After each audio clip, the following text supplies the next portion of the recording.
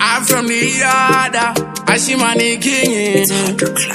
Anjiri muri Saka wardrobe there. Taipa bataza tichitsvaga mari tichitsvaga mataza. Upenyu shinore matombo isa shumba.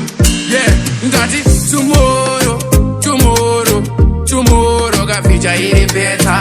Tomorrow, tomorrow toramba tichishanda timboneta.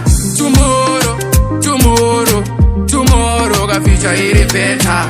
Tomorrow, tomorrow toramba tichishanda timboneta. Zvaitorema futi wangu tichikurira pageto. Ona paibvira futi panga pane moto. Vaisa matsaga vaizviitira soto asi fiuchaka yedu tarovera woko. Taipaka futi patown taitozviziva kuti tichatora crowd. Yeah. Vaivapo vaitochiya vari loud vachiziva one day tichapisa nesound. Yeah. Tomorrow, tomorrow, tomorrow kaficha iri better. Tomorrow, tomorrow toramba tichishanda timboneta. Tomorrow, tomorrow, tomorrow kaficha iri better. Tomorrow, tomorrow toramba tichishanda timboneta. Tinozviziva akachena futi mangwana.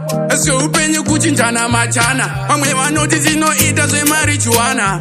Tasvika pageto votisema aumboziva zvichaita futi rangu ramangwana. Ndogona kupfuma upenyu machana. Geto zvinotsimba zvinotyora semsana. Asi nhamo yacho inotirova kamba. Tomorrow, tomorrow, tomorrow kaficha iri better. Tomorrow, tomorrow toramba tichishanda timboneta. Tomorrow, tomorrow, tomorrow kaficha iri better. Tomorrow, tomorrow toramba tichishanda timboneta. Vaketo vachitisaisa vaisasiwa one take andichazoraisa. Ndasvika pamangoma futi ndichiwaisa. Mageto yuti vese vabva variyaisa kuti upenyu hwedu hwakajeka. Futi tichazviita zvakanaka. Zvinotangira kamusosa saka ndabereka katensa mezi wekubhaka. Tomorrow, tomorrow, tomorrow kaficha iri better.